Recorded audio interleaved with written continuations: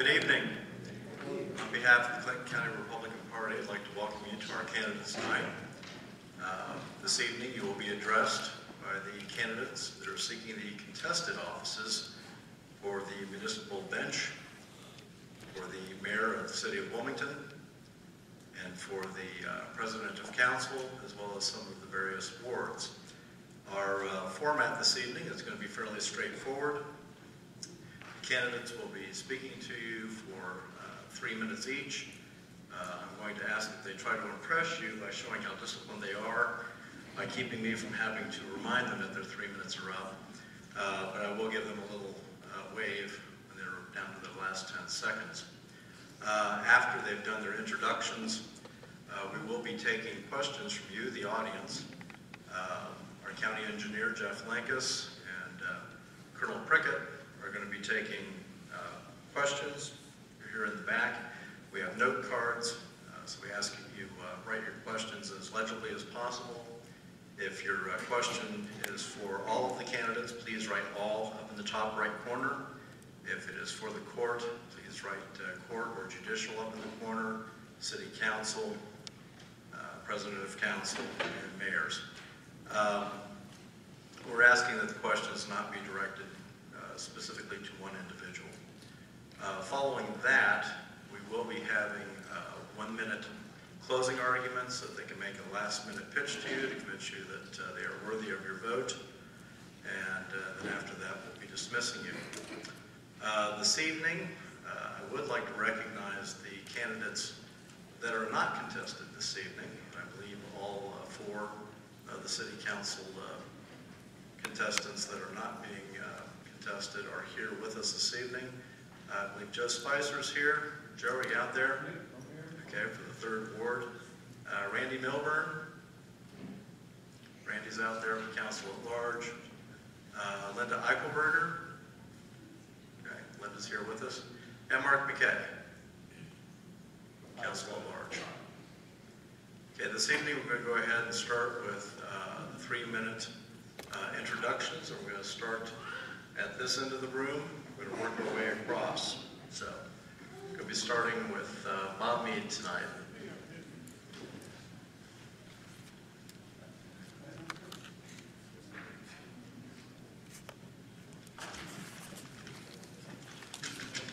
Good evening. My name is Bob Mead. I'm your 1st Ward council person, and I want to keep on being your 1st Ward council person. I lived a tough young life, which taught me to be strong. I graduated from Wilmington High School, put myself through Wilmington College for 2 years on the work-study program, served in the U.S. Army during the Korean conflict, and with the help of the GI Bill, completed my college education at the University of Dayton in mechanical engineering. I married a girl from Wilmington, built a home in the 1st Ward in 1964, raised 2 great children in the 1st Ward. I've developed a great fondness for the people in the 1st Ward. I still live in that same house in the 1st Ward and will remain there as long as I'm able. I want to represent the people of the 1st Ward because I feel I'm one of them, and I feel I'm the best prepared for this job. I've served several terms on Wilmington City Schools, the Republican Central Committee, and the Wilmington City Council. I look forward to serving the people of Wilmington for years to come. You may have known my late wife, the late Jane Ann Mead, who managed the J.C. Penney catalog store here for many years. Now in my own workplace, the shops at the old mill on East Sugar Tree Street. During my 1st term on City Council, I worked hard with others to accomplish a balanced budget. We were successful in achieving that goal, and with hard work and constant attention, we will continue to keep the city fiscally sound. These aren't easy times. There will be difficult decisions to be made. Such decisions can only be made by people who truly care about the future of our city. You must elect council people with a balance of education, experience, and commitment. They must be proven leaders who possess TLC. T, the ability to think, L is for being logical, and C means they must exhibit common sense. You don't have to be the smartest person in the world to have this job. You don't have to be a conservative or a liberal. My friend Don Wells would say, you just have to do the right thing. Remember, when you go to the polls, vote your conscience and do what you truly feel is the right thing. Remember that after religion, your right to vote for the person of your choice is the greatest of the many freedoms we enjoy. Use it wisely and encourage others to do the same. Please vote on May 5th. And if you got the time, vote for me.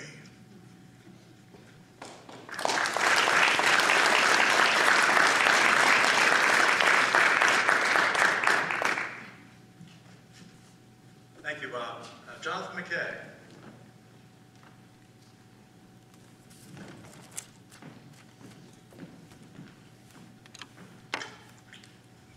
Us tall people need to move the microphone. Good evening. My name is Jonathan McKay, and I am running for Wilmington City Council 1st Ward, and I'm asking tonight for your support and your vote. I want to share my background, my qualifications, and how I will serve the interest of the City of Wilmington. Wilmington has been home to the McKay family long since before my birth, and after graduating Wilmington High School in 2005, I went on to go to Ohio Dominican University, where I went on and got a degree in history and political science. I work for Gary Kersey as a realtor and an auction assistant, and I've done that since 2010. My parents are Rod and Nancy McKay, and they are both retired and live in the ward. My brother Chad McKay has his Bachelor's of Science degree from agriculture from Wilmington College, and he recently completed his Master's in agribusiness economics from the Southern Illinois University. He told me to say the. In addition to my real estate practice, I've been very active in the community. I'm currently the Clinton County Chamber of Commerce Board of Directors President, a member of the Junior Fair Livestock Sales Committee, Clinton County Republican Central Committee 1st Ward Representative, Wilmington Friends Meeting Board of Trustees member, Clinton County Board of Realtors member, Ohio Dominican University Alumni Council member, and past member of the Ohio Dominican University Student Government, where I serve as the Senior Class Vice President. This past year, I also participated in a benefit for the Murphy Theater called Dancing with the Stars. And if you guys think this is tough, you don't know anything about dancing.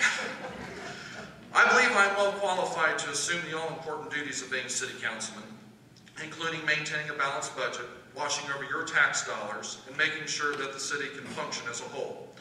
We all know these are challenging times for individuals, families, businesses, and government at all levels. Our economic recovery hinges on the ability to cooperate and work with each other.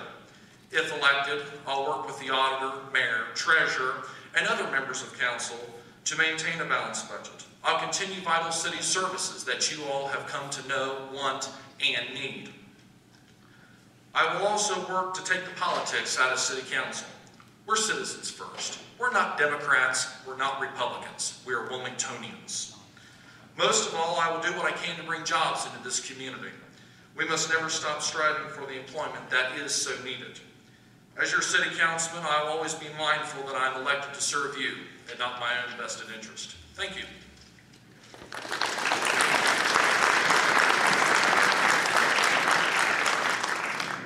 Lucas Harris.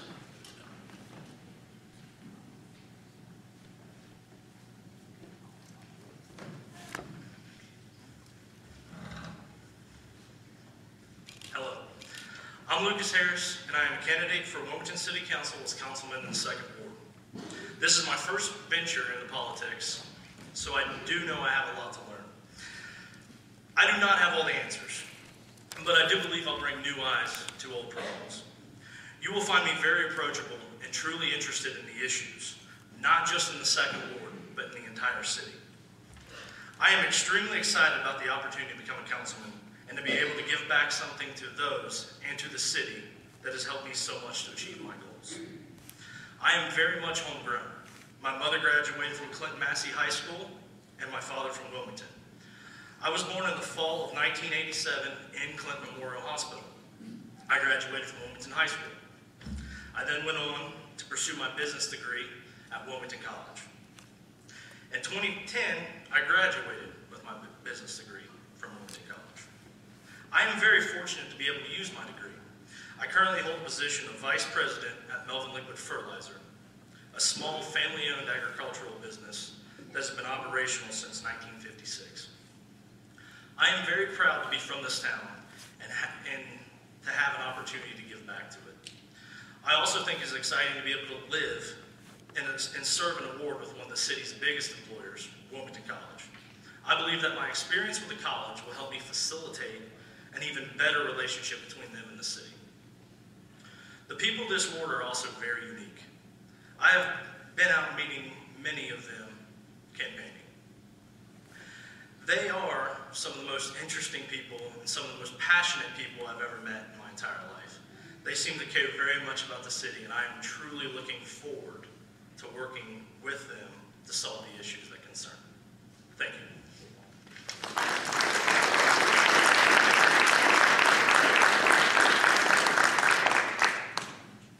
Lauren Stuckert II.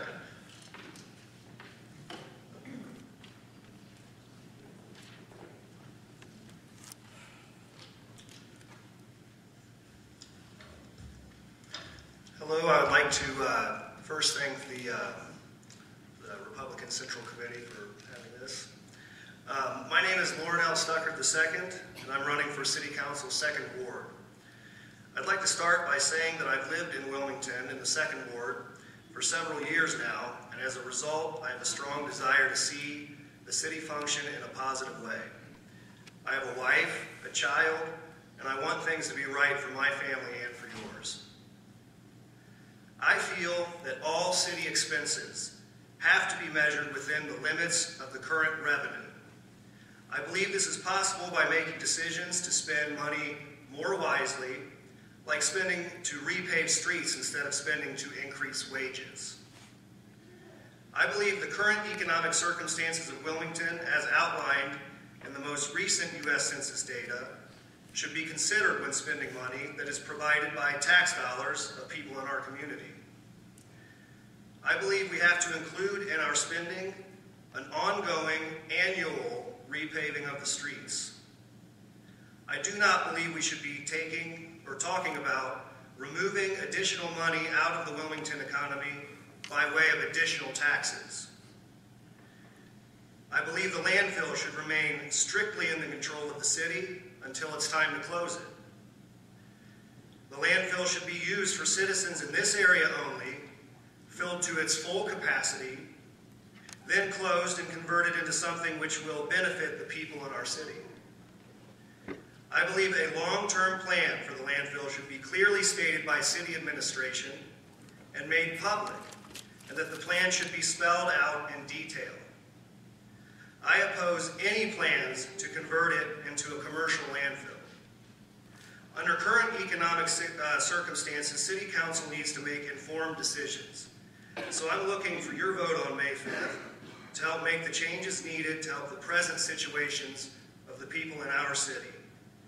I want your vote, not your money. Thank you.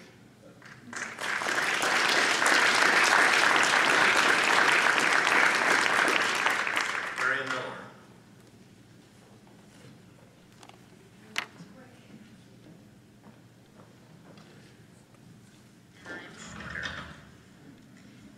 Thank you, Republican Central Committee, Mr. Inwood, for hosting this event, and thank you for being here to give me the opportunity to speak with you tonight.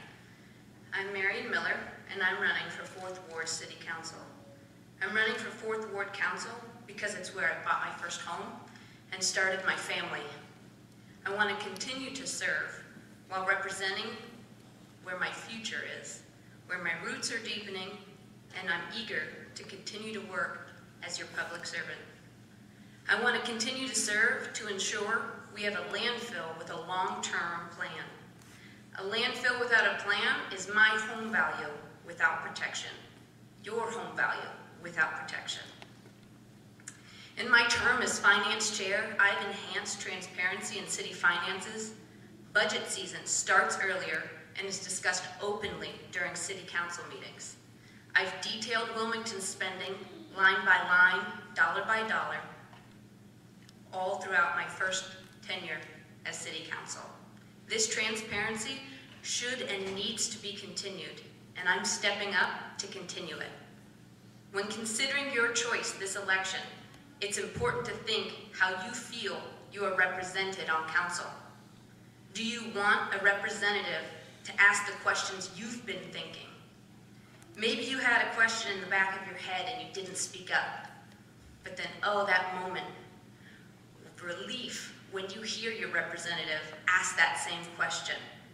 Echo your thoughts and concerns, knowing that someone on council has the same common sense that you apply to your day-to-day.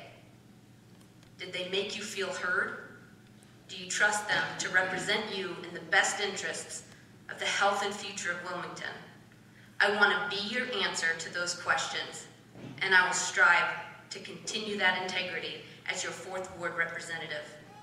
It's about service to the people and being a voice for Wilmington, regardless of who that voice belongs to.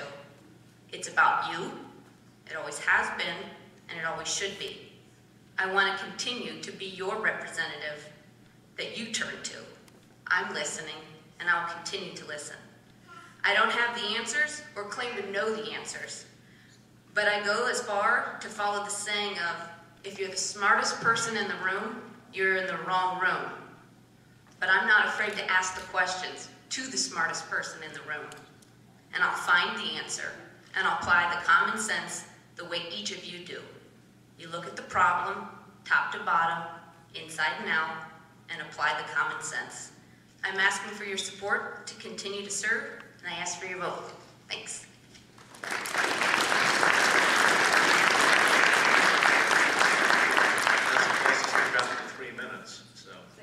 That's the closest we've gotten to 3 minutes.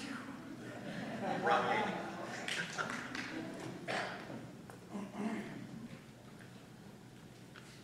Well, before anybody knows me, that's a setup for failure. Thanks, Phil. For those of you who don't know me, my name is Rob Yannick, and I am the 4th Ward City Councilman currently, and I am running for re-election.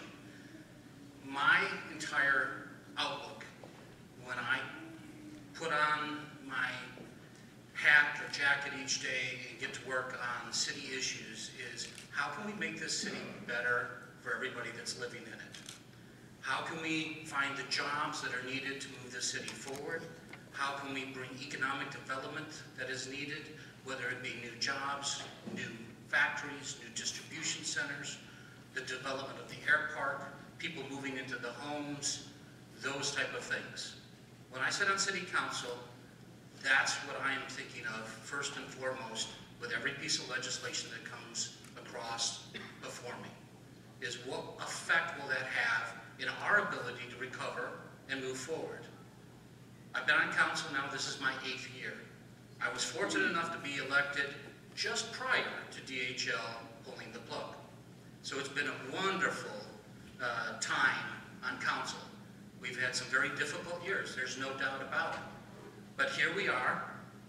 We have survived the DHL devastation, as some have put it, and the jobs are returning, the people are returning to the city of Wilmington. In the last 2 years, I've had the privilege of working with the Economic Development Group, and we've brought in over 2,200 new jobs to the city of Wilmington. There are currently open available jobs in the city. Over 200 jobs are currently open and waiting to be filled in the city right now. We have jobs coming to a total of about another 400 yet this year. So the jobs are coming. The economy is turning and things are getting better. It's hard to see sometimes because you get a lot of attention on the negatives that approach. That's why I'm the positive voice for Wilmington, because we need to celebrate the things that we are doing right. And we need to have a positive focus as we move forward. And you cannot rebuild anything without having a positive approach. Negativism breeds negativism.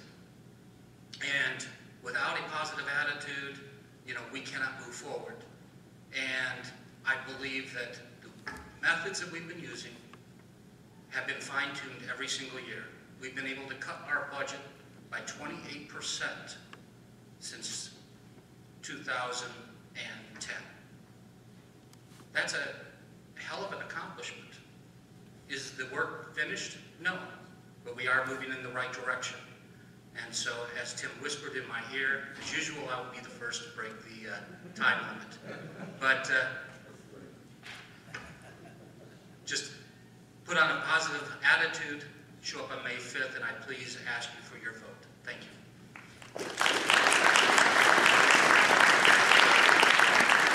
Thank you, Councilman.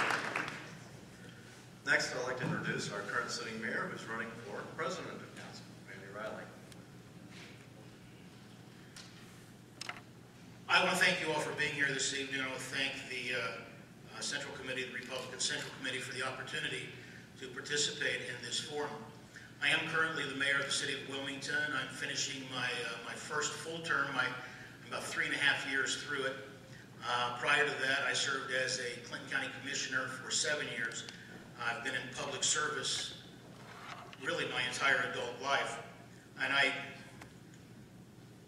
think I blame my mother for being here. Mom taught us, do not come to me with a problem unless you have an answer, or unless you have several answers. And that's the way we should all be. We should all be looking for answers. And it's not, government should not be a spectator sport. It should be something that we roll up our sleeves and we all are willing to work at. And I have been willing to work at that, not just in government, but also in city services for my entire adult life. For those of you who don't know, I did retire from Clinton Memorial Hospital in 2003, January of 3. While I was working there, I was involved in numerous organizations. I received from the Leadership Clinton the Leadership Award in the late 1998, I believe it was. The Daughters of the American Revolution gave me the Excellence in Community Service Award. And I'll blame my mother for being a servant. Her favorite job was being a waitress because she just loved to fuss over people and make sure that their lives were better. I love this community, and I'm more than willing to fuss over the citizens day in and day out and to make sure that their lives are better. We do have a lot of problems still. As soon as I left the job of county commissioner, I had the opportunity to talk one-on-one with Mike Curry finally. We couldn't do that when I was a commissioner. And we developed the Economic Development Work Group that meets monthly. And as Rob pointed out, we have brought in well over 2,000 jobs in the last 3 years working together, focusing on the positive, not the negative. We have balanced the city budget every year that I've been there. There are some people that argue that a budget is not balanced unless it's balanced to revenue. Well, I disagree with that. We have a certain amount of carryover that we have. We have what we call a certificate of estimated resources. We budget to that. We cannot by law budget to more than that.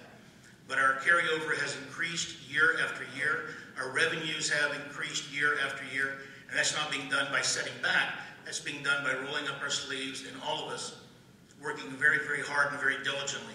I want to continue to serve this city, whether it's as president of council or in the various committees and boards that I've served on over the years. And it has been indeed a joy and a pleasure working with you. I look forward to continuing. Thank you.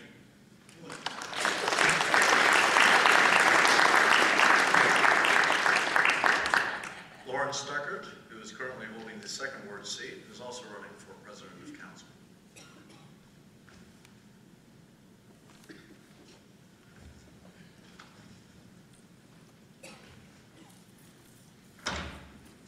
I too want to thank you for being here and thanks the Republican Party for hosting this event. I think it's very important. With my 3 minutes, I would like to give you one reason with 2 parts why I'm running for president of council. I believe that in too many instances, the city council is not a relevant participant in the decision-making processes. Among the reasons for this is reason 1, oftentimes important information is withheld from council. For example, when we passed the labor agreement last summer, there was no meaningful information and or discussion about the impact of the individual step increases on the cost of the agreement. Now, long after the vote had been taken, information was released from the auditor's office, which enabled the analysis that we now have. When we released this information, instead of leading to a meaningful discussion of how this analysis analysis should have been part of the pre-vote information. Instead, city administration had an employee address council to tearfully decry our action as demeaning and embarrassing to the employees. Again, no interest in the merits of the issue that we raised. Now, just for the record, if I was told by an employee that they had received a $12,750 raise, I would have congratulated them. We certainly would have done that to anybody we know, especially if I was related to them. My part number 2 to my point. Oftentimes, information when it is supplied is somewhat misleading. We have a current event that's a good example. We've had a lot of talk about $800,000 that was recently lost when R&L took their licensing of trucks to Indiana. Well, in fact, that action occurred in 2008, 4 years before any of us took office, at least. Even when the R&L money was received, there is evidence that shows that little, if any, of the dollars that went from R&L was used for a street repavement program. In conclusion, I urge you to make your vote an informed vote. Read all campaign information, ask candidates questions, and vote for those who will change our city government so that we meet all general fund obligations with current revenue and no new taxes. I ask for your vote, not your money. Thank you.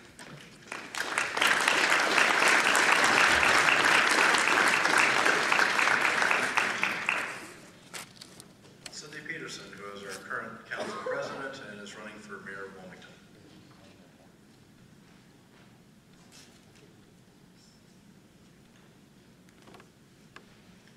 I want to thank the Clinton County Republican Party for hosting this event tonight. I'm running for mayor of the city of Wilmington, and I ask for your vote.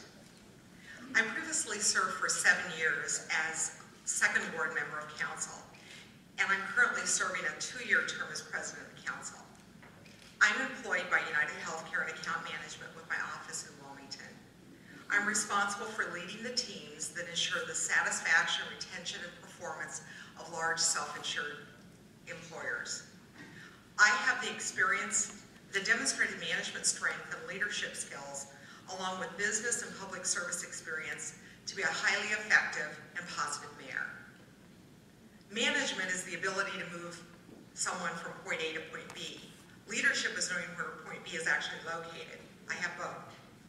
This experience includes a proven track record of working with senior level executives.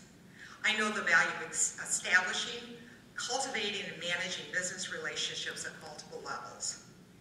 Understanding the goals of businesses and their needs to achieve these goals while aligning city support is key to the long and the short-term performance and success of our business community. My experience working with businesses will also prove valuable as we recruit new business to Wilmington. My public service experience demonstrates my ability to work with citizens, city departments, and other resources. As member of council in the 2nd Ward, I successfully work with citizens to resolve everything from backed up sewers and installation and repair of city streetlights to addressing overgrown or debris-filled neighborhoods. One of my proudest moments on city council was a rainy morning when I received a call from a citizen to report that this was the first rainy day in 10 years that his sewer hadn't backed up. Now, that's the difference between activity and results. I believed then, as I do now, that spending time with the city departments is the best way to learn about these services. For instance, as chair of the Solid Waste Recycling Committee, I spent time at the landfill and mornings on garbage truck routes to better understand this department. As president of council, I made meetings more productive, effective, and efficient while transforming the council meeting environment to one of less arrogance, dysfunction, and disrespect. My demonstrated management and leadership skills with employees include the management basics of hiring to goal setting, coaching, employee development, and performance appraisals. Working with city employees who report to me directly and assisting in management of their employees is an important important part of the mayor's job as well. I've demonstrated strength and proven leadership, and I ask for your vote. Thank you.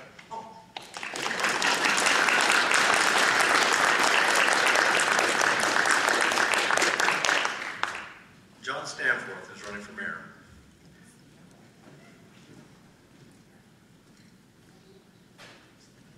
Well, what would Esther Williams say? Here I am up on the stage and not pushing a broom. I've learned a lot the last few days walking the neighborhoods, knocking on doors. And if you know someone who's looking for work with some minor electrical skills, half the doorbells in Wilmington do not work.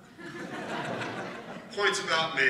I'm a father, a husband, a brother, a grandfather, a great-grandfather, a friend of many. I'm a lifelong resident of Clinton County, born on a family farm in Prairie Road, to a traditional American home.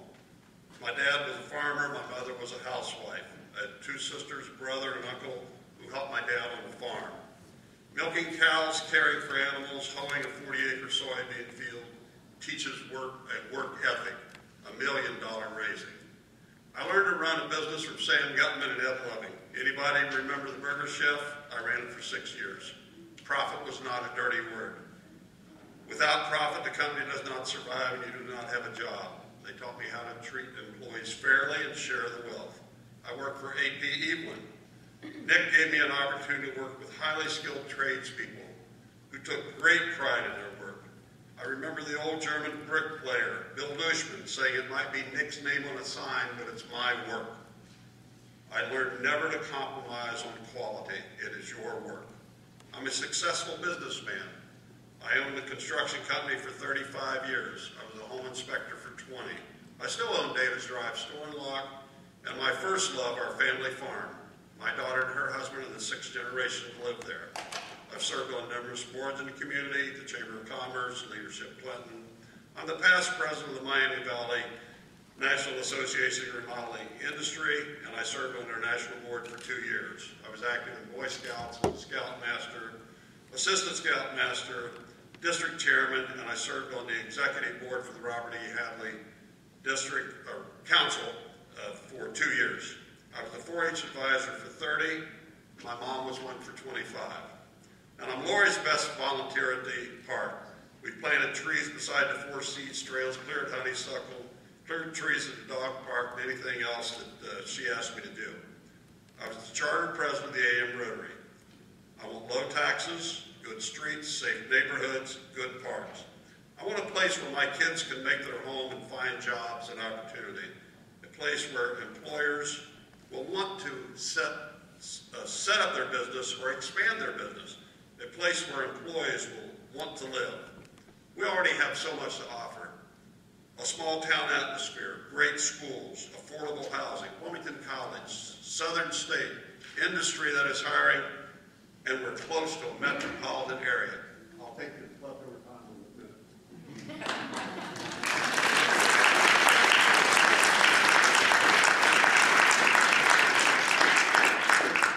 And now we're going to move on to our judicial candidates this evening. First, we have Mike Daugherty.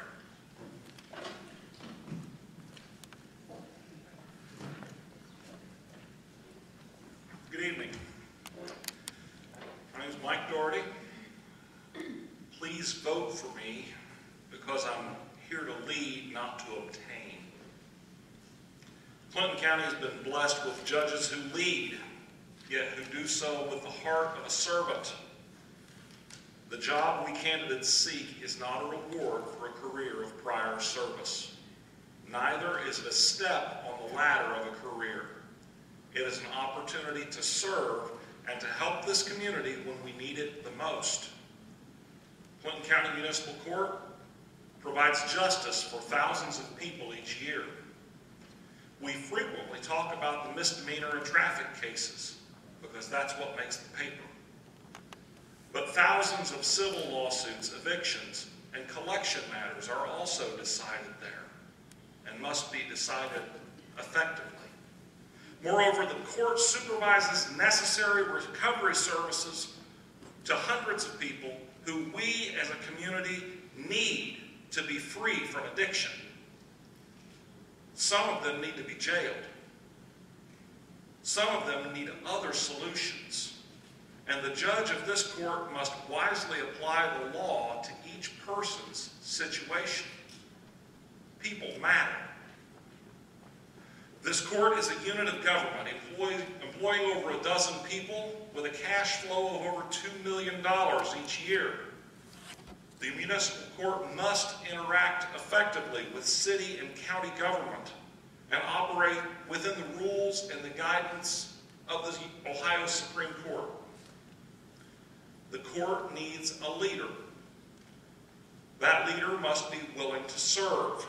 That leader must be ready to serve. And we are asking each of you to trust that we are both ready and trustworthy to serve effectively. I have served effectively over the last 20 years. My resume is lengthy and I won't recite it all. Most of you already know me through my service on the Community Action Board for the last 17 years, my service as criminal prosecutor and solicitor for 2 villages over the last 10 years, or my service in various opportunities in this community over the last 45 years. Most of your children have spent time sitting on my lap telling me what they want for Christmas. Many of them learned the gospel from me, and many others learned how to hit a baseball. I'm independent. I owe no favors or allegiance to anyone except the people of Clinton County. I'm here to serve. Many of you in law enforcement have called me late at night for advice. Some of you asked me to drive to a crime scene, which I've always done. Some of you on the opposite end of the case asked me to go to the jail to visit you or your loved one or your friend or yourself, and I have always gone. Tonight, I am not asking you to reward me for these things.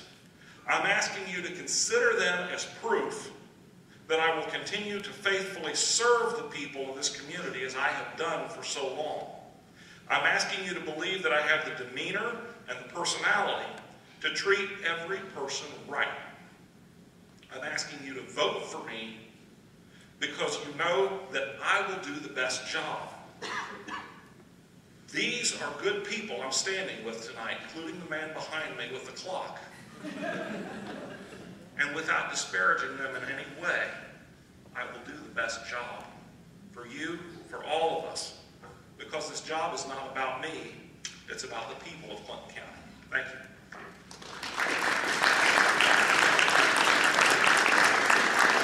Let's move it over. Our next candidate is Judy Gano.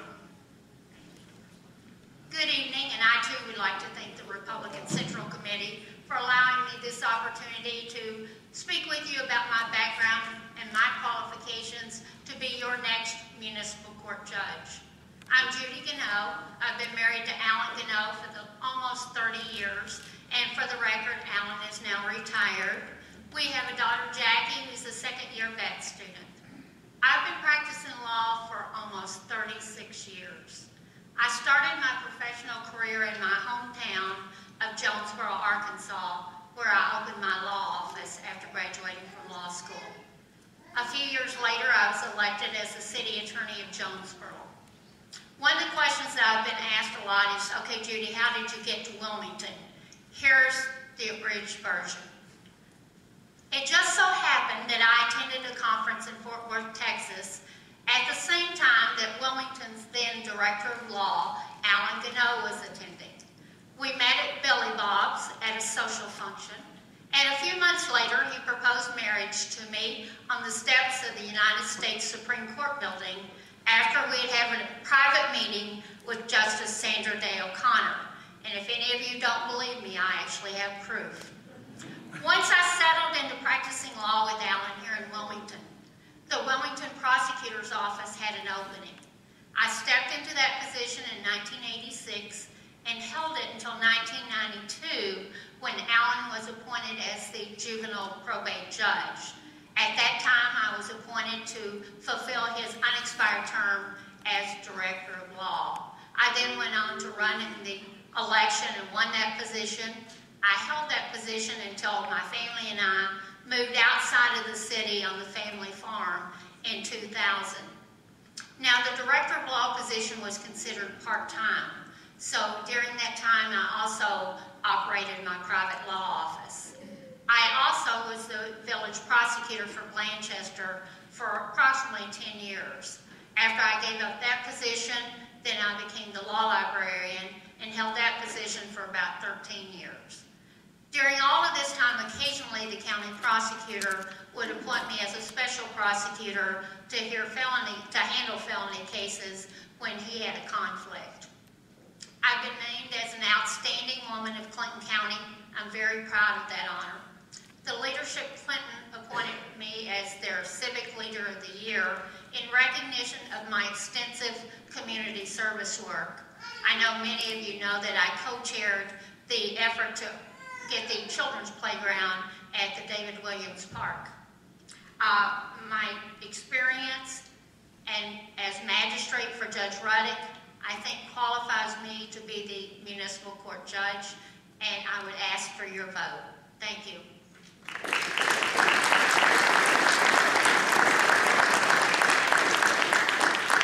Brian Shadiger. I'm going to speak from the heart.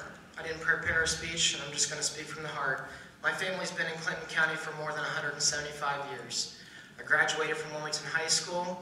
I earned a bachelor's degree in criminology from the Ohio State University in just 3 years. I went up north to Lansing, Michigan, where I earned my Juris Doctor from the Thomas M. Cooley Law School. I can tell you that I bleed Ohio State Buckeyes, so don't hold that against me. I knew two things when I went to school, before I went to school. One, that I was going to return home. And two, that I was going to dedicate the rest of my life to public service. So I didn't come home and open up a private practice or join a large law firm to make a bunch of money. I went to Bill Peel, who was the prosecutor at the time, and I begged him for a job, and he gave it to me. And for the past 8 years, I've been an assistant prosecutor, and I've spent a lot of time talking about my criminal background. I'm going to take the opportunity to tell you what I've done for the city of Wilmington as their director of law. I'm in my 4th year as director of law, and a lot of people don't realize what that all entails. I am the legal representative. In fact, I have a lot of clients that are sitting up here right now that I represent. And I encourage you to ask them if I've done a good job representing them as the law director for the city of Wilmington. But it's more than just the people up here. It's the landfill, it's the streets department, it's the wastewater sewer, it's the Wilmington transit system, it's the chief of police, it's the fire department, multiple departments that I represent as their attorney. I've done union negotiations, I've done contract negotiations, I've done landlord-tenant agreements, I've done a ton of things as a director of law for the city of Wilmington. I've done it effectively while reducing the public budget, and I've done it transparently. But I've also done over 2,800 felony cases for Clinton County. And that's ranging from death penalty murder, from rape, robbery, to public corruption, child pornography. And people say, what does that have to do with municipal court? Because there are no felony cases open there. And I'll tell you what it has to do with municipal court. It has to do with the people. It has to do with a word that I'm sure you're going to hear from all the other judicial candidates, experience. I have more courtroom hours and I have more jury trials in the past 5 years than the other judicial candidates. I sit down with the victims of crimes. I sit down with law enforcement. It's about people. I meet with children who have been raped by their parents. I meet with the son who's been murdered by his father. These are the things that we don't want to think about on a day-to-day basis, but these are the situations that I deal with every single day. Municipal court is about people. I understand people. I have compassion. I have patience. And we deserve a municipal court with the highest degree of integrity. And a vote for me is a vote for the future generation. Our future generation needs help. They need a leader. And they need a person that they can relate to on the bench. And I am that person, and yet I have the experience and the qualifications to do the job right while keeping the taxpayer's dollar at heart. I need your help, I need your support, and I ask for your vote. Thank you.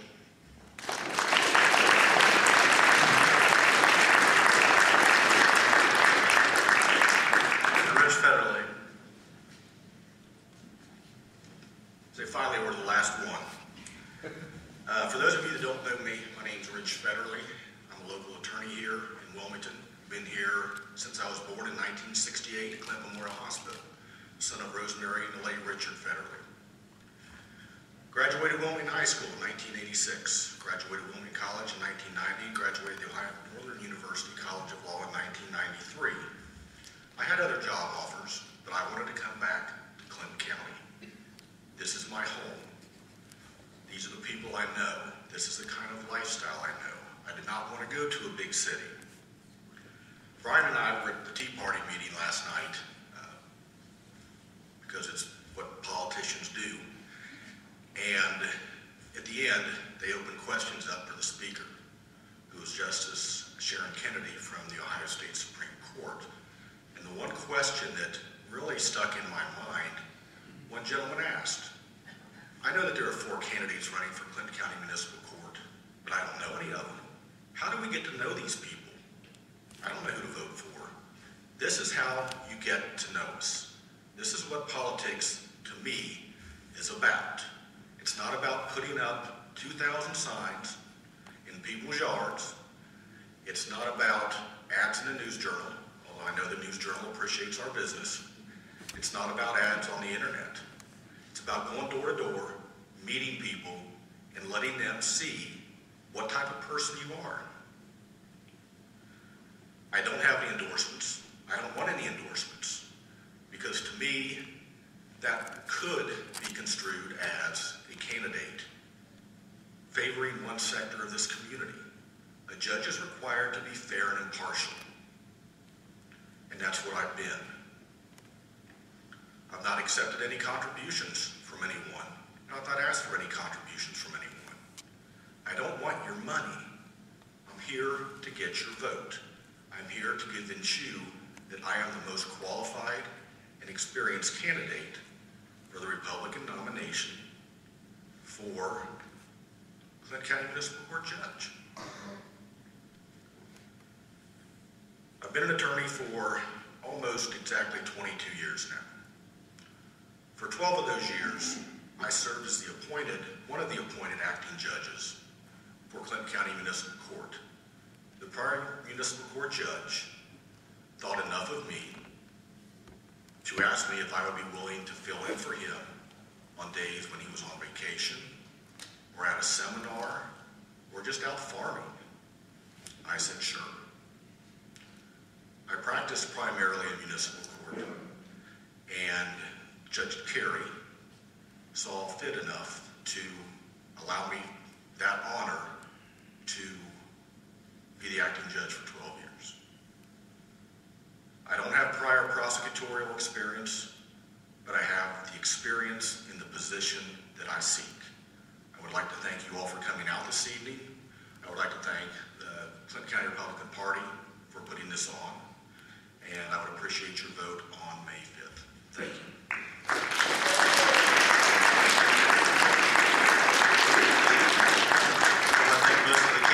Staying within the 3-minute limit.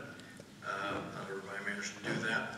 They've all been thanking us. I want to thank Wilmington High School for opening their doors to us this evening, and Mr. Spradlin for sitting up there taking care of the lights and the sound system for us tonight, taking the time. We really appreciate it. We're going to move on to the questions part of our evening, and I'm going to ask that the candidates try to do this as succinctly as possible. If you could answer the question in 30 seconds or less. Unfortunately, our first question, yes, 30 seconds or less, and that's going to be hard for Rob. Our first question, however, is one that I'm afraid that can let people really meander.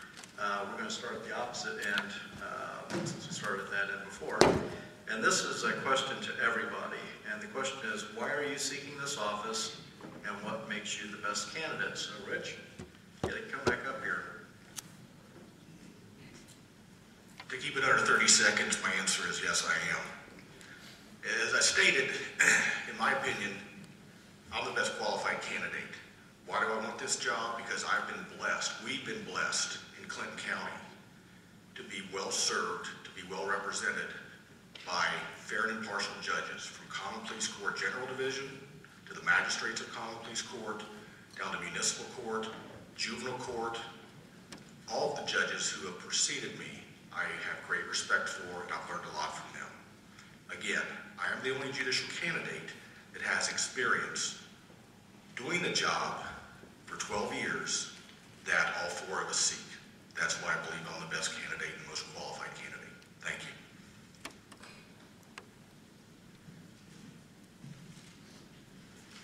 It all began a long time ago with an appreciation for American history, specifically our Constitution and the separation of powers.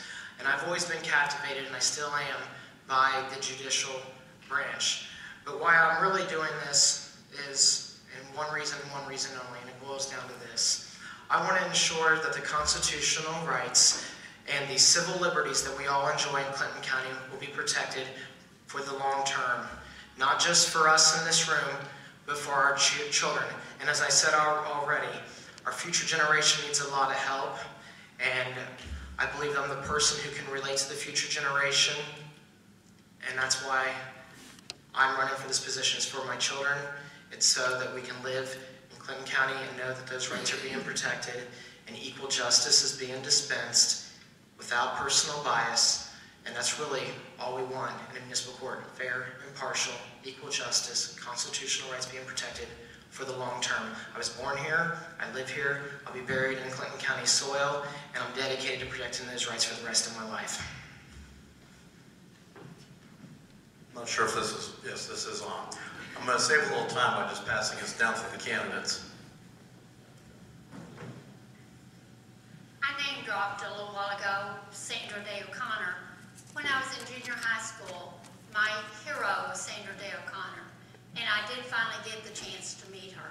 I've always wanted to be a judge because I thought that that's the person that could do the most good in people's lives, because a judge was someone who saw when people were at their worst and could make the most impact on their lives. So it's always been something that I wanted to do, and I sort of guided my life with that in mind, that was my goal. 12 years ago, when I ran for this position, I didn't realize at the time that with my husband being the probate juvenile judge, that a lot of people in the community felt like they didn't want two Ganoes to be two of the three judges. So I am now screaming from the rooftops that Alan Gano is retired, and that I now would like to fulfill my lifelong dream of being a judge. So that's why I'm here asking for your vote. I do think I'm the most qualified. I mentioned that I had been magistrate for Judge Ruddick for 3 years. Some of you may not know what a magistrate is, but a magistrate actually hears and decides cases. So for 3 years, I sat in the Clinton County Municipal Court and heard and decided cases. And I am asking for your vote, and I do think I'm the most qualified based on my 36 years of experience. Thank you.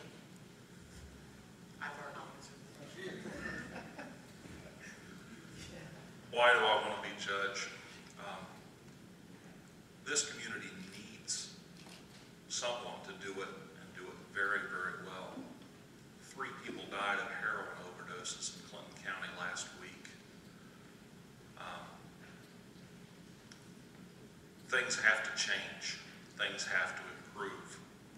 I have 3 children here, and I fear for the future of our community. I have the ability to do the job and the will to do the job, and I'll do it. A good judge should be like the light bulb in your refrigerator. You don't think about them, they just do the job. I have balance, independence, and perspective that sets me apart from others. We talked earlier about our qualifications. I am balanced. I've been prosecutor and defender. 2 of the candidates here have never defended a criminal case in Ohio. I have a perspective that many of you share in some of my background, and I won't go into that, but a perspective that comes from a publicly lived faith that I believe helps me to be able to make good decisions and to have a good reputation in the community. And I can provide the service that our town needs and our county needs. I don't want to go over 30 seconds again. I don't know what you'll do. So. I'm unarmed tonight.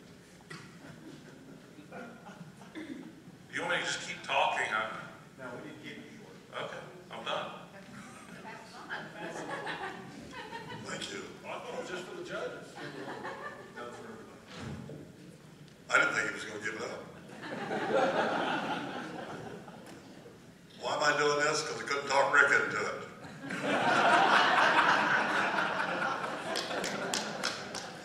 He said he'd already done his, and now it was my turn.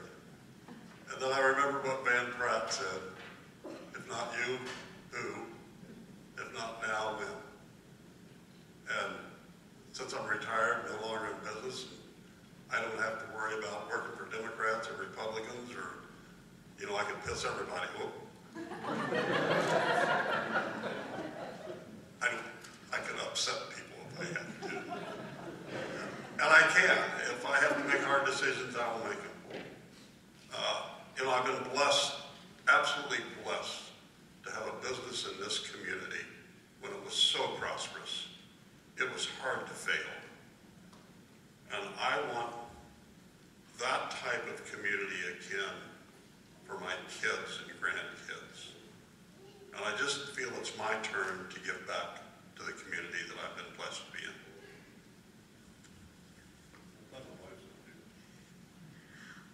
Actually, that question is a question that I've been asked a lot, including by my current employer.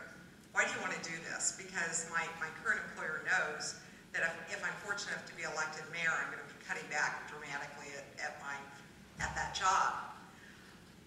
I'm doing it because I feel I'm the best qualified, and therefore it's my civic duty. It may sound trite, but I sincerely believe that. Just as I know everyone else here feels the same way. But I do feel I'm the most qualified, and that's why I'm in this race.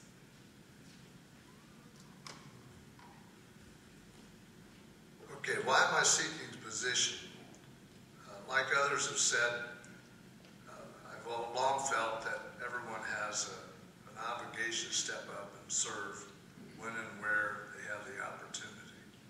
Also, I've been on council for several years now, and I see some problems with council that I do believe can be resolved with someone who's really focused on them, creating reports and processes that provides information that council really does need in order to make informed decisions. As far as why I'm the better candidate, I don't know that I am. Other than I'm better looking than he is, but I think I'll just leave that up to the voters. Thank you. I was going to get between these guys tonight. I want to stand up because I can't see this half the room if I stay seated.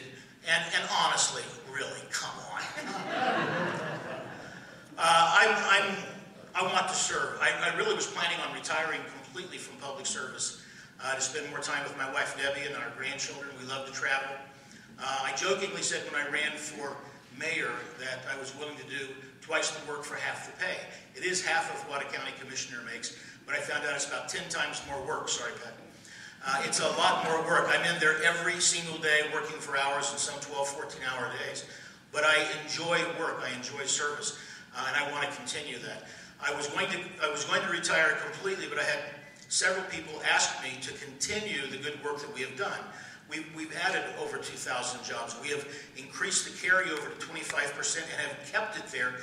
And even though people say we've given massive raises, we still have 25% carryover. We've given raises. We're having money allocated for street repair, but we're still maintaining a carryover that we did not have when I started. So revenue is coming in, primarily because of the job creation. We're making Wilmington a great place to live, a great place to do business. Ohio is noticing this, by evidenced by the governor coming here for the State of the State address in February. Ohio has noticed the good work that we're doing here. And I want to continue that good work. So whoever the mayor is going to be in the future, I want to be there to help them for the continuity of the city, of city politics. I want to be there to help in any way that I can, but I still want to spend a little bit more time with my wife and with my grandkids. So that's why I'm running. Well, I'm going to stand up too, and honestly, it's because I'm sick and tired of sitting. But why am I running? Because I have a passion for being a city councilman. If I was doing this for the money, I'm doing it for the wrong reason. I just love trying to figure out problems and how to solve them and helping people. I plan on being on city council until I have helped find a job for every single person in this community that wants a good paying job. Nobody should be looking for a better job or looking for a job because they can't find one. While the unemployment numbers continue to drop, the reality is a lot of that is because everybody's used up their unemployment. Just because the unemployment numbers are dropping does not mean that everybody's found a job. There are a lot of people that need jobs in this community, and I'm dedicated to making sure that they get that.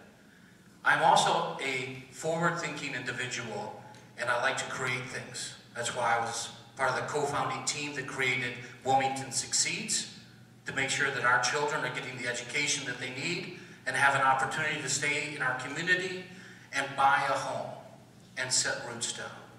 I'm the co-founder of Holidazzle. Most people in town don't even know me as a councilman. I'm just the Holidazzle parade guy. That's fine with me. I just love this community, and I'm going to do whatever I can to make it better for everybody every day. Thank you. I'm going to stand up because that light has me scowling at you. If I don't get it out of my eyes, you'll think I'm angry, and I'm not. I'm actually running because I had a little really witty list of why I was running, and then my daughter walked in. She was saying no, which is very typical. And as she left, she was saying bye. But she's why. I have all these great reasons why. But I'm really running because when you know that there's a need, and you can be of service and of benefit, you have an obligation to step up. And I'm going to teach her that. It's not because I enjoy missing bath time and singing lullabies to her. Every week, I miss one. Every Thursday, I miss it. But I do it because it's a sacrifice for her, for my family, for my neighborhood, for my future. And it's to teach her what sacrifice is, what integrity is, and what community is. That's why I'm running.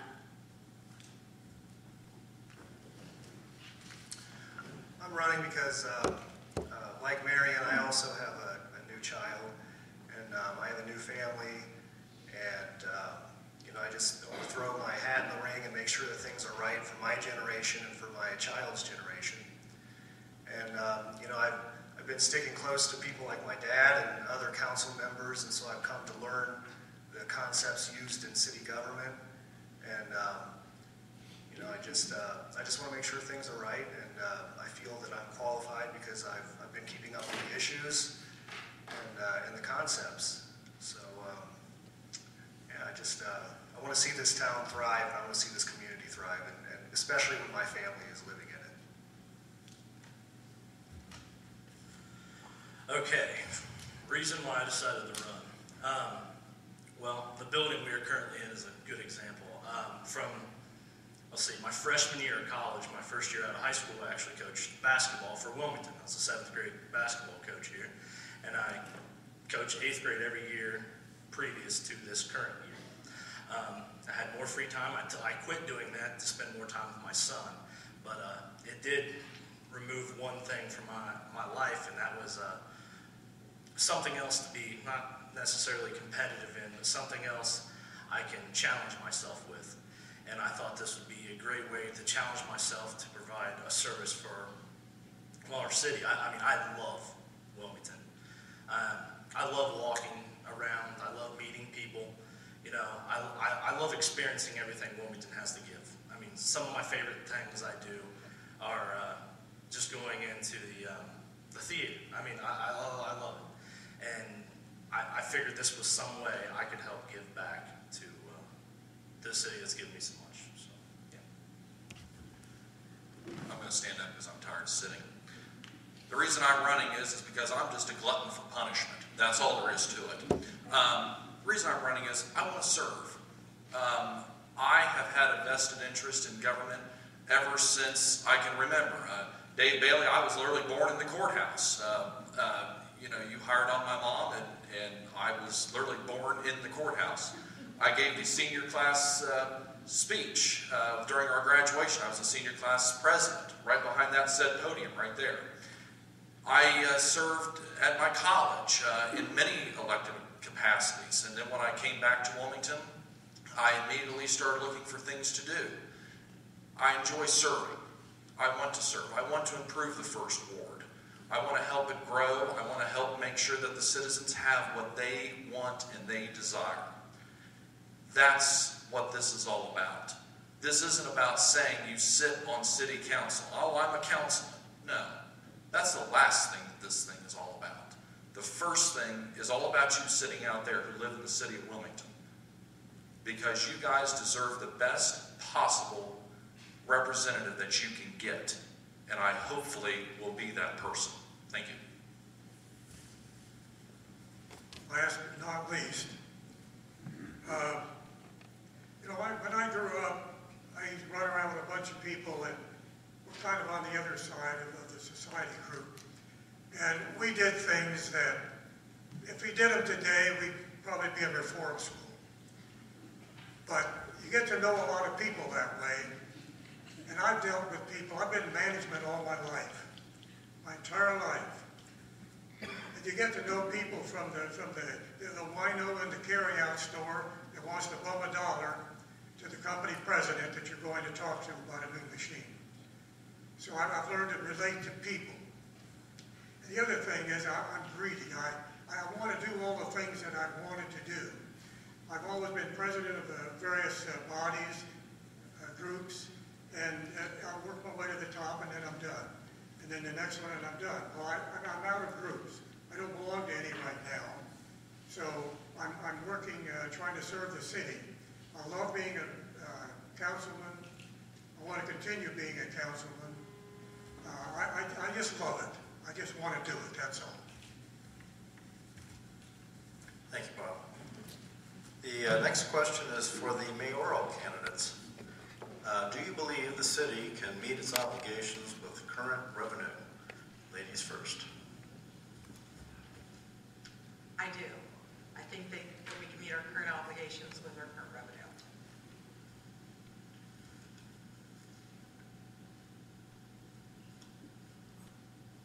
Yes, I agree. We can meet our current obligations. The next question is for everybody. Do you have any issues as it relates to your background that would bring embarrassment to the position you are seeking? Start down at this end again. Wait to learn about Bob's shady past again.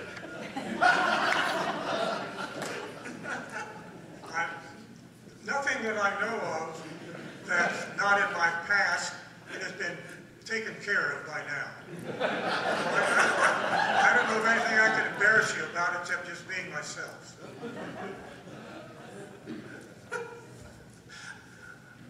I don't really think so. I'm running through my head here. I've been a pretty good person all my life. 28 years, I really haven't screwed up too bad. No, I don't think so. Well, you might have something to say about that. I don't know. Don't say it. I'm just going to have to go with no. Not that I'm aware of. I know that when I was younger, my brothers and I got into some arguments out in the public, but that's not really embarrassing, at least to me. So my answer is no. I didn't know this was TMZ. I'm sorry. I don't know of anything embarrassing I've gotten caught doing. No, but I respect these questions, and I cannot thank you guys enough for being here. But this isn't journal entries. I'm sure that I've fallen. I'm sure that I've taken a bad selfie. I'm sure that I said a movie that was terrible was actually good. But come on. Well, according to my daughter, absolutely every single week I do something to embarrass her. So, publicly, No, I'm not aware of anything that I've done that I'm embarrassed by. And if I'm not embarrassed by it, I hope nobody else is either. I would really like to know who asked the question, and I hope and pray it wasn't my wife. If I had done anything that was going to be embarrassing, I think 7 years as a county commissioner, 3.5 years as a mayor, it would have come out by now. I can't think of anything. I wish I could make my life more interesting. Likewise, I can't think of anything. I don't believe there's anything that, I've forgotten the question now, that would embarrass people. In 71 years of life, I think everybody's done something, but if everybody knew about it, it would embarrass everybody. But no, in the context of the question, my answer is no. So my husband's sitting back there, I know he's thinking, Cindy, filter. There hasn't been anything other than some tales my younger sisters might tell of tormenting them when they were younger.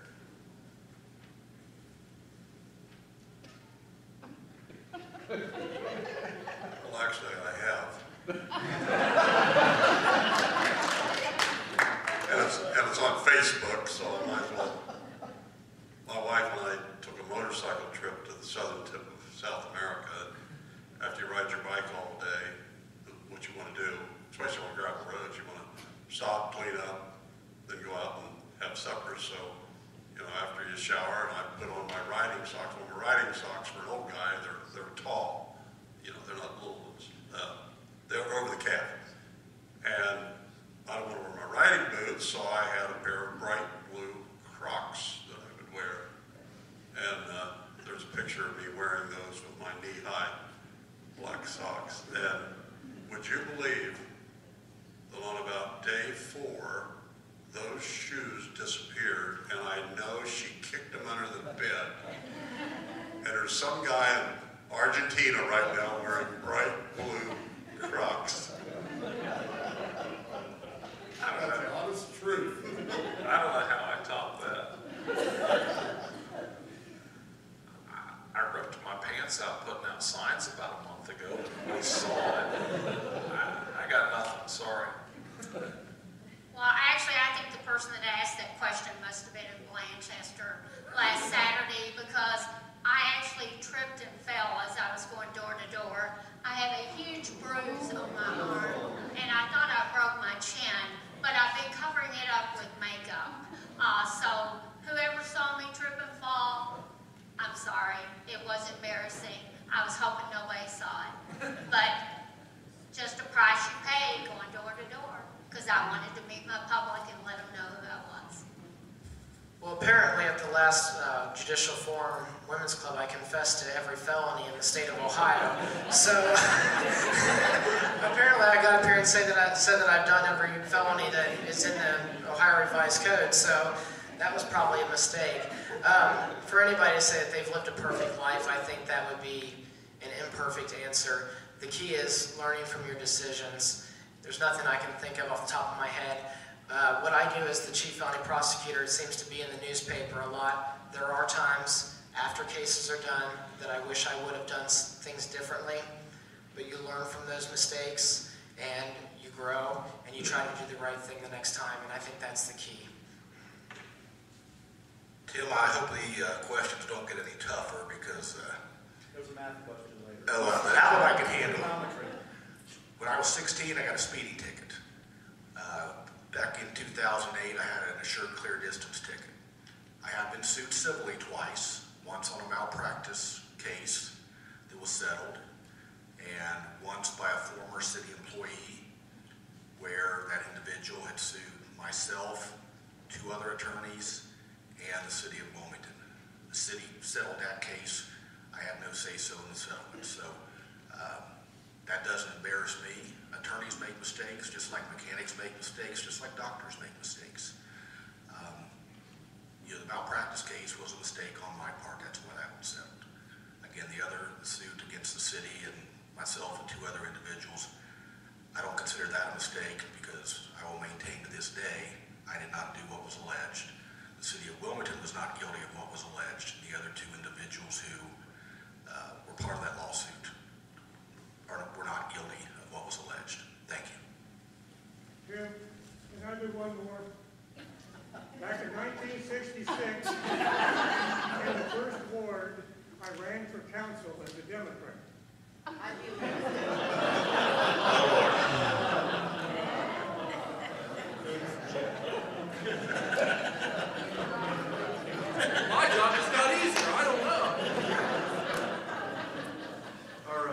question is for the candidates for council president.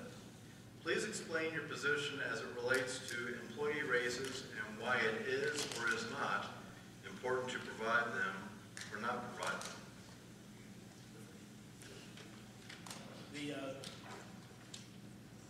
I've told people before that the city of Wilmington doesn't count on the mayor or the members of council to get the job done. The trash is not picked up by us. The water is not purified by us. We don't make sure that the wastewater is treated and is cleaned before it goes in the streams. It's not treated by us. It's treated by the employees of this city. We don't go out and assure that there's peace within our city. We don't fight fires and pick up people who are sick. That's done by the employees of this city.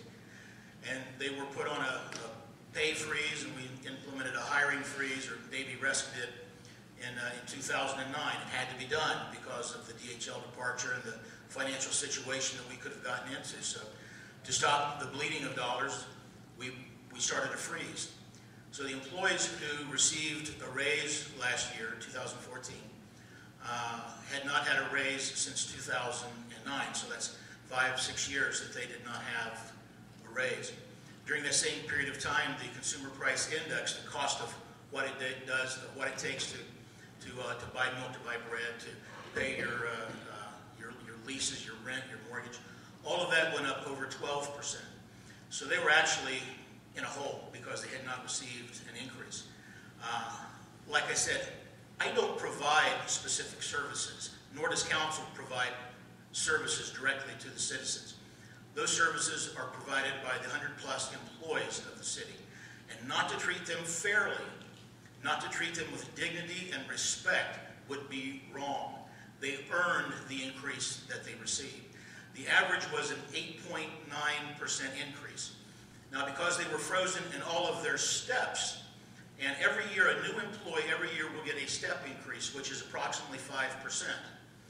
Employees were also frozen in their steps, so they did not get any step increases for this period of time. So an employee that was hired in the mid-90s, they would have gotten the 4% increase that all of the other employees received. But an employee who was hired in 2009 or 2010 would have gotten a step increase for every year that they were there, which would have been a 5% increase. So some of our employees did receive step increases and the 4% that all the other employees received. But that is fair. That is fair to them. They work hard, they serve you, and we have to treat them with dignity and respect. The most important resource that this city has to get the job done is the employees of this city. And I insisted that we treat them fairly. And council voted unanimously to give them that raise. I couldn't give the raise. It had to be through council. I lobbied for it. And thank goodness council did unanimously vote to give that raise. And I think it was well worth it. I don't see it as being a massive increase. The average increase for all of the employees, the average was 8.9%, which would be the 4% plus one step increase. That was the average. And I think it was well deserved by the city, by the employees. Okay, I want to answer this in a couple parts. I and several other candidates released an analysis of the step increases and the total wage increase for the employees. And I would have to let them speak to whether they thought the wage increases were fair or if that should have happened or whatever. So I'll speak from my perspective only. By the way, Mr. Mayor, I have to correct one thing. I was a lone vote against the labor agreement. We did, the second one, which was the one that passed. That would have been just for the 2% increase.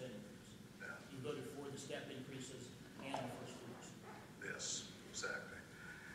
Now, and Mayor said that they deserve that, and I agree. Mayor said they're worth it, and I agree. Where I have the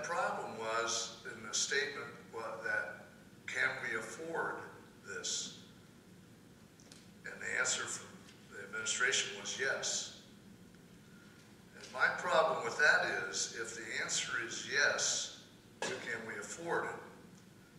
Then you cannot turn around and say, in order to pave our streets, the citizens have to have a raise in their taxes, or we need that increased revenue.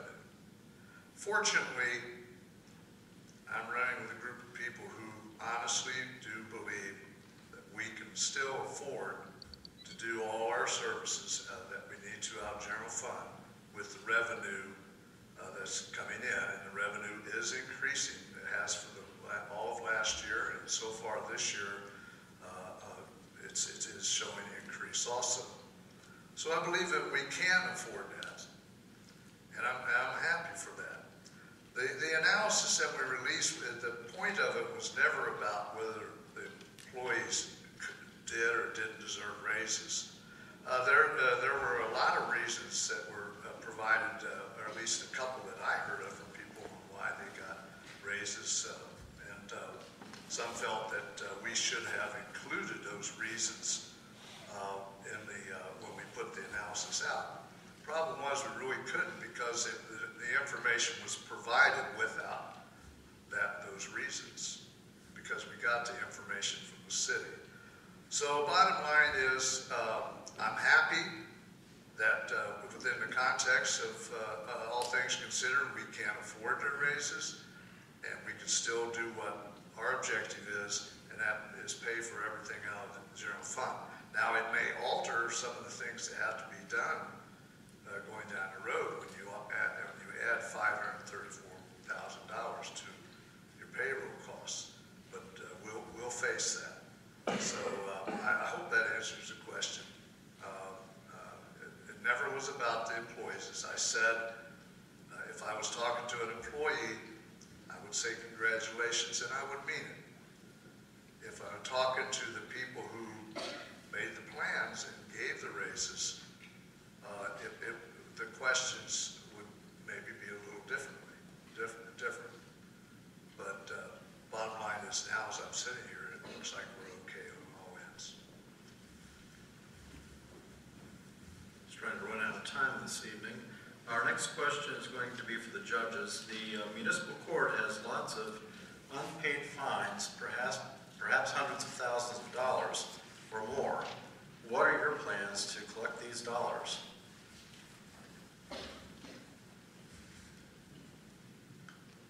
One of the reasons that we have such unpaid fines is that we have what's called a non-appearance plan, or a payment plan, that essentially allows people to pay a one-time $35 fee and then make a $25 a month payment forever. Frequently, when that individual is back in front of the court for a different case, if that case ends in another fine, that is added to the non-appearance plan also, which basically lets it put them on their tab. Jeff Foxworthy said if fines are part of your monthly budget, well, you may have a lot of fines, I guess. I think that can be changed. I think that should be changed. In neighboring counties, fines are not allowed to linger on forever.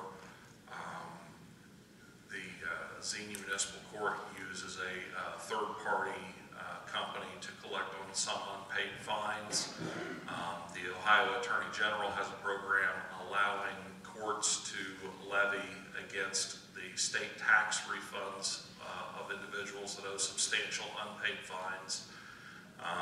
There are incentives the court can use, for instance, in drunk driving cases, requiring the fines to be paid before permitting driving privileges is an effective tool used by some courts in some situations. The key is being willing to break the habit of saying we've never done it that way before. I believe that a fine, if it does not get paid, has no deterrent effect. The design of a fine is to punish the person and cause them to not want to do it again. And if you're not going to make that the case, then why have them at all? So I want that money to be collected promptly, and I think There are better ways to do it. The way that's there now was designed at a time when Clinton County was different, when jobs were more plentiful and when things were getting paid more promptly. We've just got to change our methods. We don't have debtors' prisons anymore, so it's unlawful for a court to put someone in jail for not paying their fines if they don't have resources. But if they do have resources, if they have land, if they have property, if they're employed, the court can levy on their wages, the court can seize their property and sell it, and I would certainly take those actions to increase the fine revenue for the court. The other thing that we have is our community service work program. And even though that doesn't bring in money directly to the court, it does actually help some of our other governmental agencies and nonprofit groups here in Clinton County, because the person can work off the fine, so to speak, and that actually benefits our community. So I would be looking at those kinds of things. I do like the idea of having the individual come back to court. I think now they do it once a month, maybe even make it every 2 weeks, to where they have to come in at 8 o'clock if they haven't paid their payment on their fine. To me, that keeps it on the court docket, but it also, in a way, makes it more uncomfortable for the defendant, and at some point, they're going to want to get those fines paid so they don't have to come back into court at 8 a.m. I agree with a lot of what Judy had to say.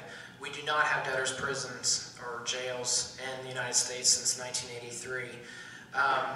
I think it's important for the court, for the judge, to make a determination of the offender's ability to pay the fine.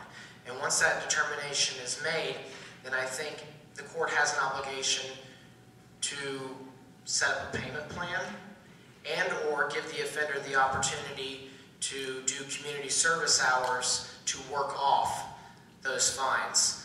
The only difference that I have from what Judy just said, if the offender has the ability to pay the fine and refuses to do so, then I do believe that jail should be imposed. Well, the good thing about going last on this question is all the good answers have already been explained to all of you. I don't disagree with what anybody says, with the exception of one thing Brian said. It's unconstitutional, it's illegal to put someone in jail because they are poor, because they are indigent. You simply cannot do that. During my years, 12 years as acting judge in the Clinton County Municipal Court, which ranged approximately from 2000 to 2012, the pay-or-appear hearings that Judy was talking about, the 8 o'clock a.m. hearings on Fridays, I would see cases with case numbers back in the early 90s where people, I've seen a couple, who owed in upwards of $10,000. I don't believe the court can let it get to that point. You're always going to have the rare situation where you give somebody a fine, maybe they were caught with a bag of marijuana or a bag of marijuana and a piece of drug paraphernalia, typically a pipe, who are on disability, Social Security, who unfortunately are not physically able to do community service. Community service is a great, great tool for those who come back month after month. I've seen it week after week. I've had people come back in weekly, especially on the older cases, because if you make it a big enough inconvenience for these people, they will at least make an effort to get on the non-appearance payment plan. Is there a 100% solution to the issue of unpaid fines and costs? No. But I think each case needs to be taken on an individual basis, and people in the same position need to be treated fairly, similarly, and there probably is upwards of $100,000 that's owed to the Clinton County Municipal Court just on unpaid fines and costs. With driver's licenses, things like that, speeding tickets, driving under suspensions, you can always have their license forfeited. On the criminal cases, you can't. And I tell you, once someone goes to get their tags renewed or goes to get their license renewed, and the BMV tells them, well, you're under suspension, you've got an unpaid fine out of Clinton County Municipal Court, or there's a warrant block at a Clinton County Municipal Court, looks like for unpaid fines, unpaid costs, they're going to be in there pretty quick to get that taken care of. Thank you. Our next question is for the city council candidates. Do you think the staff levels for safety services are staffed to adequate levels?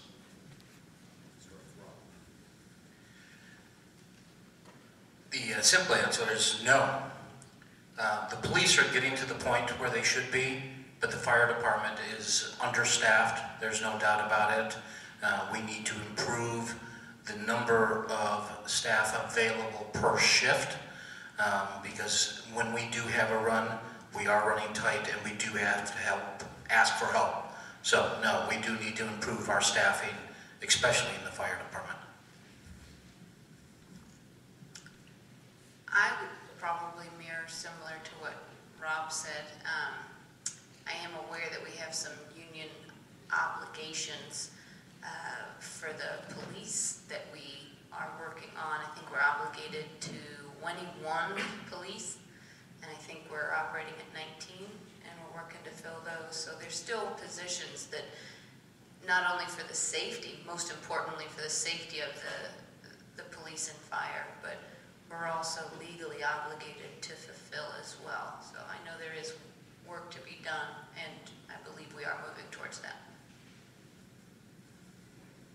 I'm not on council currently, so I'm not necessarily aware of what the staffing numbers should be, and I'm not aware of what they are. But I do know that these type of services are very important to the people in our community, and the staffing should be up to whatever the standard is. I'm the same as the gentleman sitting next to me. I don't know what the number is supposed to be. I'm sorry, I can't give you a more educated answer, but I will get back to whoever wants to know specifically as soon as I can. I don't sit on city council either, but I am a regular attender, and I do know that the police are coming up to speed and what their staffing should be. They're still a little short, but the fire department and EMS is definitely running low, and they do need attention in that department. So, no, we are not up to speed on that, but we need to get there because the safety of the citizens is number one, and we cannot lack in that department. It's going to depend on your definition of adequate. Based on the reports we get from the police chief and the fire chief, none of them have come complaining to council, telling council that they have to have more people. They've all say they can get by with what they have. And they've done great work. Both departments have done a great job.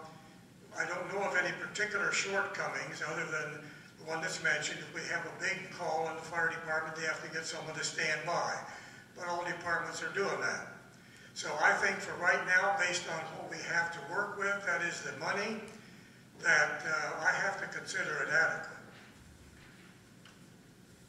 Thank you, Bob. We're going to make that the last question of the evening. It is already 8:38, I believe. So what we're going to move to now is the 1-minute closing statements. So what we're going to do here is I'm going to start with Lauren and go down this way. After we're done with Rich, we'll start with Randy. Lauren, you have 1 minute. Okay, I'm so glad I have this 1 minute. I forgot something that I wanted to say about the tax increase and the salaries, the comments that I made. And that is, we have some demographics in Wilmington. We have some census information that indicates that the average household income in Wilmington, in the area, over the last decade, has decreased in excess of $10,000. And so, my opinion, that is an exact wrong time to be asking people to consider increasing their taxes. Now, fortunately, I've not heard anybody say that they think we need to increase the taxes. But I think the mayor stands alone. He asked for 8.9% or called for that, and I sat through a whole bunch of meetings where the subject of what kind of levies we should put up for maintaining streets was discussed. So.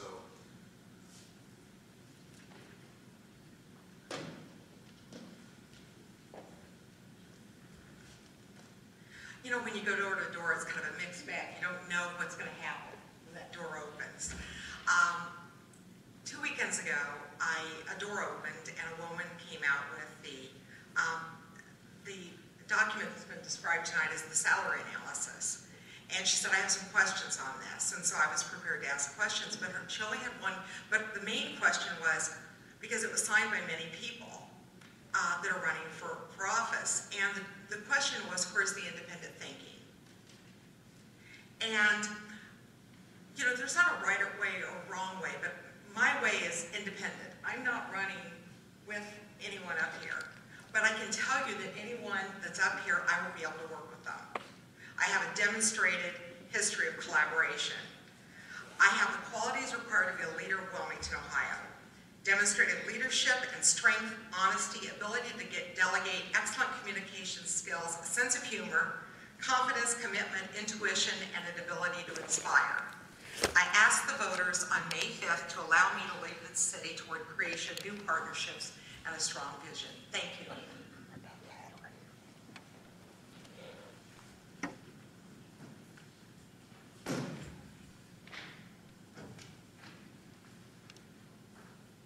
I don't know how to sum up in a minute.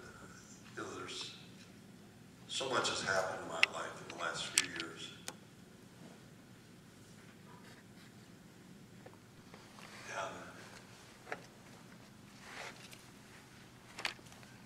And I'm not sure I really want to talk about it, but I will. I lost my first wife 2 days after our 50th wedding anniversary. A year later, I lost my son. I've absolutely been blessed to find a new wife, Nancy Seifert, a longtime educator in this community. I don't want to be Megan for myself. I want to do this for my grandkids, my great-grandkids. I want them to have a prosperous community that I grew up in.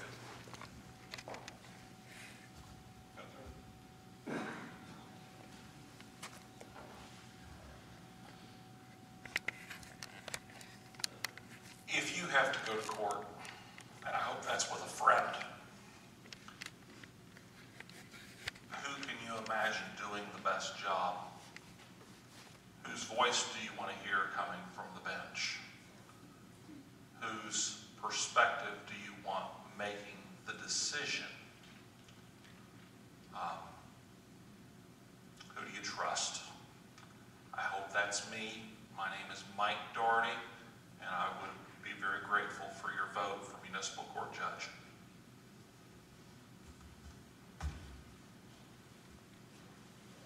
I'm the only one of the candidates that wasn't born and raised here, but I love this community, and I feel like I've been adopted by the community. In 1988, Alan and I bought our burial plot in the Port William Cemetery. That's how connected I am to this community. I also had a walking trail around the park named after me, and I'm not even dead. I am this community, and I really would appreciate your vote on May 5th. Thank you. I want to start by thanking my wife, and I want to thank my mom, and I want to thank my dad for supporting me through this process. I want to thank the Republican Party for hosting this event. And I have not been on the defense side, but what I want you to know is when I handle my cases, I have defense attorneys, a lot of times I have defendants, and I have law enforcement all shaking my hand, and they say the same thing. You are fair, and you are impartial, and that's what we need in a municipal court judge, and that's the qualifications and the experience that I will take. And I will end it with this last thing, and I know I keep saying this. Our future generation does need help. They need leadership, and they need a person that has the experience and the qualifications that they can relate to on the bench, especially with this drug epidemic, and understands people.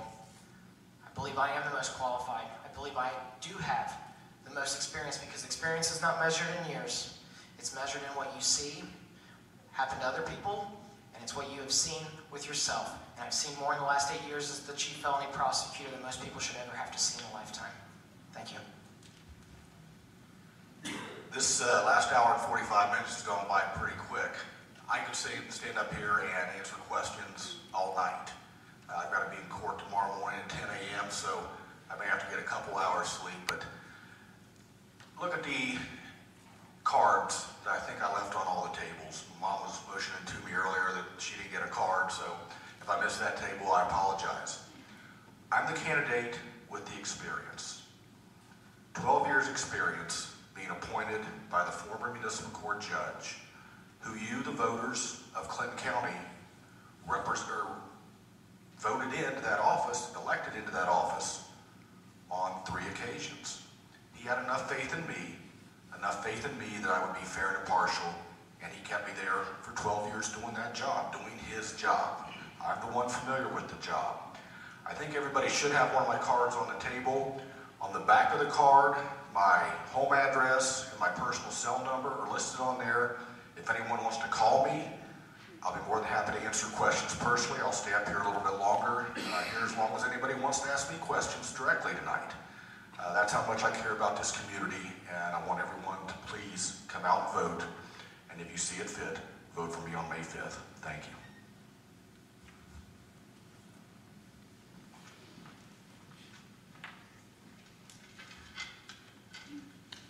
Lauren said just a few minutes ago that he said, now it looks like we can afford it. Speaking of the raises that we gave the employees, now it looks like we can afford it. Yes, that's what we told them before we gave it. Yes, we can afford it. Otherwise, we would not have given those raises. There's a lot of misinformation that's being spread about on a spreadsheet that's being passed around the neighborhood by several of the candidates. The very first position on that spreadsheet says that one of the city employees received over 51% increase. That is just not true. Actually, it says a patrol officer.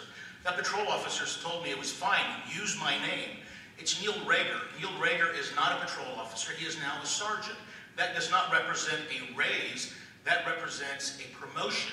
Neil got a promotion from patrol officer to sergeant. So if you've seen that sheet floating around, there's a lot of misrepresentation.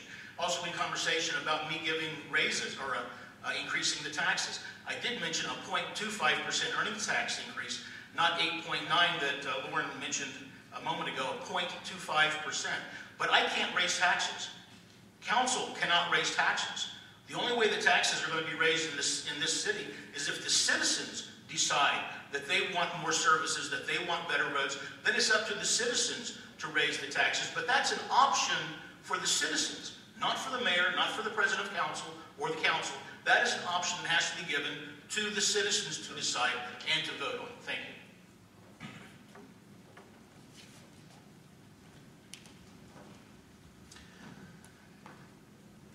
I have been very blessed over the last 8 years in being able to be a city councilman and serve this city. It's been a very difficult 8 years. Of the last 6, I've been unemployed for 4 of those 6 years. And yet I've continued to work as hard as I can possibly work to help out this community. I post on my Facebook page every single day. I post jobs to help other people find jobs. I post about positive things that are helping in the community, because I don't believe that the city celebrates the things that are happening often enough. I post my schedule almost every single day because I believe in transparency. I believe that anything that we're doing in council should be open for discussion. What I'm surprised by tonight is that the G1 was never mentioned. Gateway Zone. That's a property rights issue in my opinion. And if council passes a piece of legislation that we've made a mistake on, which in my opinion, and I'm one of the original drafters, we have, then we should be man enough to say, you know what, let's step back and take another look at it. So, I'm all about the positive look. Let's take the time to do it right, and let's move forward. Thank you.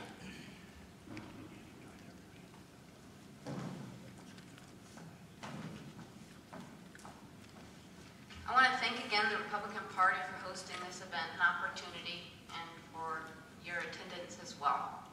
As a closing, I wanted to highlight the challenge of the 4th Ward, and also accept the challenge at the same time. The 4th Ward is unique. It houses a large portion of downtown, a middle school, a high school, numerous retirement communities, a heavily saturated residential zone, and a landfill. To represent all these interests is a difficult, and some may say impossible task. But I'm listening, and I'm up for it. And I'd appreciate your support, and I ask for your vote on May 5th.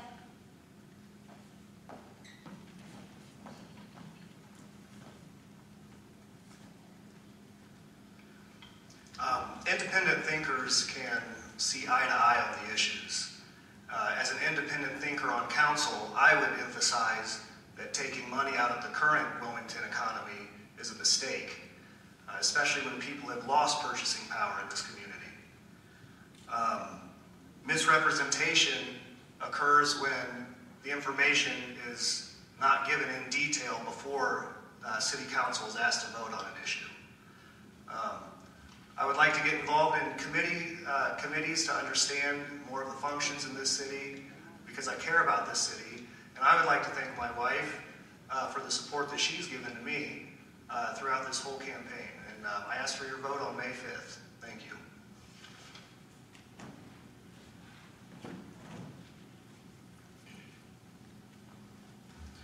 I'll keep this real short. I'm going to be up here for another 15 or 20 minutes as soon as this is over. If any of you would like to get to know me better, have a little conversation, ask me any questions, feel free. I'll be up here. The only way that this works, and the only way you make the right decision is to know actually who you're electing. So please, ask me whatever you want. Thank you.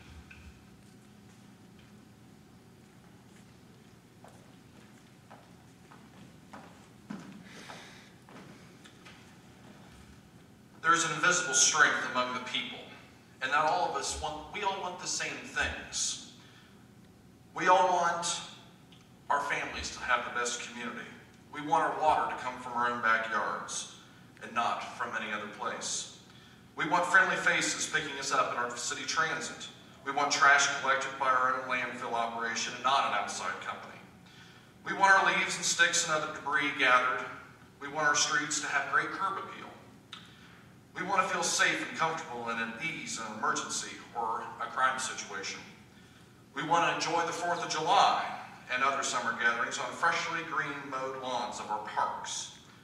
We want all this to be done without the use of politics. We want all this to be simple and effective legislation. We want to make sure that money is allocated in a balanced way. That's why I'm running. I'm running to make sure that all these things that all of you have come to expect are there for you, and that you can have them not only for yourselves, but your kids, your grandkids, and so on. Thank you.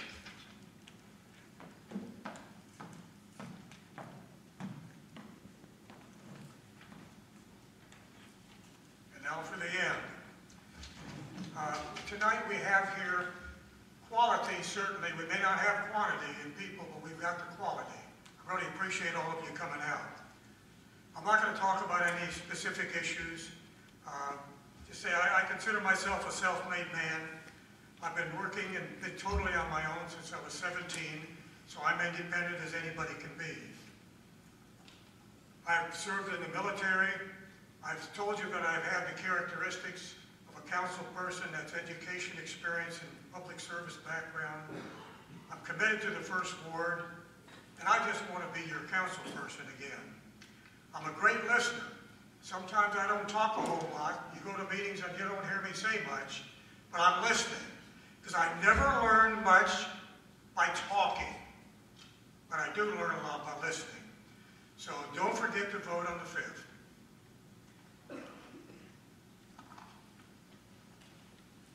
Well, I would like to thank everybody for coming out this evening. It was an ambitious effort to get everybody up here, and I know it was a little bit time consuming. I know it's been difficult for you to remain seated for almost 2 hours now, so I want to thank you for your patience. I want to thank all the candidates for being here with us this evening. and I want to wish everybody a safe journey home tonight. Some of the candidates have indicated they're willing to stick around for questions, so please feel free to stick around and do that, and then have a safe journey home. Thank you.